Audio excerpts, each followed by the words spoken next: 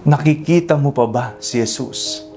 Ako po si Father Fiel Pareha at ito po ang ating segment, ang Daily Devotion, na kung saan tayo po ay magdarasal, magbabasa at magninilay kasama ng salita ng Diyos sa buong taon. Manalangin tayo.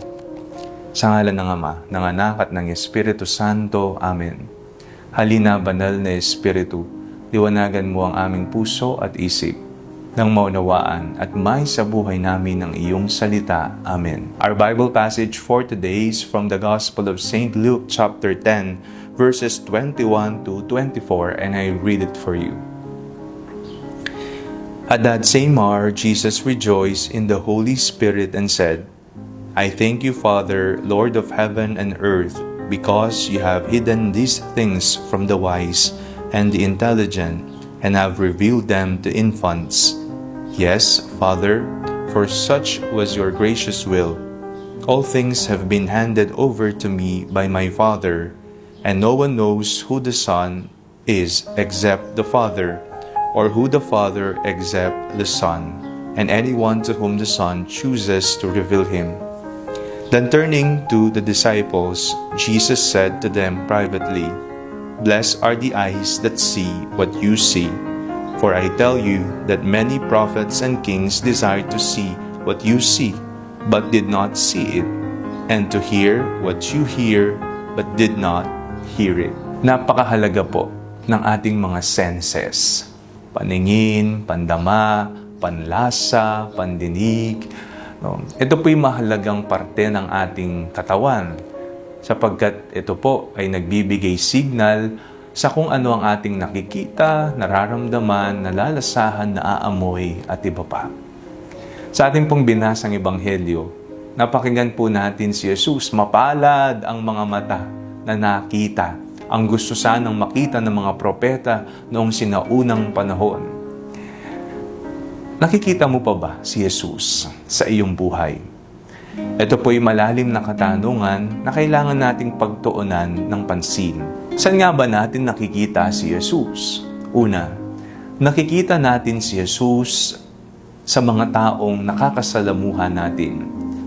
Pero ang tanong, nakikita pa ba natin si Jesus sa mukha ng mga nakakasalamuhan natin? O yung mukha mo ba, nakikita ba si Jesus ng ibang tao sa iyo? O iba ng mukha ang nariyan? Mga kapatid, sa tuwing nakikihalubilo tayo sa iba, iparanas natin ang pagmamahal ni Jesus. Ipadama natin ang pag-asa, ang pagmamahal at awa niya na hatid sa sanlibutan. Madalas nasasabi natin, nararamdaman kong iba na siya. Nararamdaman kong may masama siyang balak. Nararamdaman kong hindi totoo ang kanyang sinabi, peke ang kanyang aksyon. Hindi po yan maka-Jesus. Kaya maging maingat sa pakikisalamuha sapagkat nakikita ng bawat isa kung ang mukha ba ni Jesus ang nariyan pa. Pangalawa, nakikita natin si Jesus sa pang-araw-araw nating mga karanasan sa buhay. Masyadong busy ang tao o masyado kang abala sa buhay, sa trabaho, sa pag-aaral, sa pamilya, sa negosyo. May oras ka pa ba para suriin ang magdamag mong naging karanasan? Nasaan si Jesus? Saan mo nakita si Jesus sa buong maghapon? Maaring si Jesus ay naroon pala sa nagtitinda ng fishball. Maaring si Jesus naroon pala sa tinderang nagsabi sa iyong kapatid, ang problema ay lilipas din, magpakatatag ka.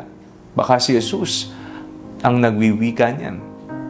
Napakahalaga na bago ka magpahinga, you spend time to listen, to notice, and to examine your experiences.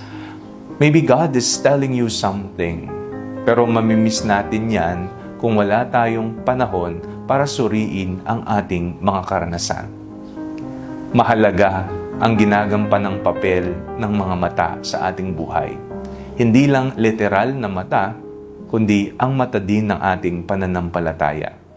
Kaya ugaliin po nating ipamalas si Jesus sa iba, ipahayag sa ating mga gawa si Jesus nang makita nila ang mukha ng Diyos na buhay na buhay.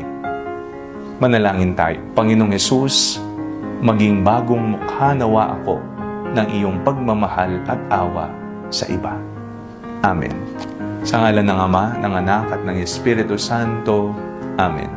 Huwag po ninyong kalimutang i-like ang video ito, mag-comment po kayo and share it with your family and friends.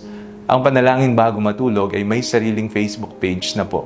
Huwag niyo pong kakalimutang mag-like at mag-follow dito, and do not forget to subscribe to our YouTube channel.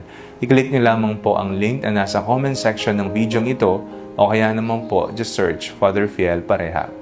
At kung nais niyo pong maging updated sa ating pagpapahayag, you can join our broadcast channel dito po sa ating Facebook page. God bless you po.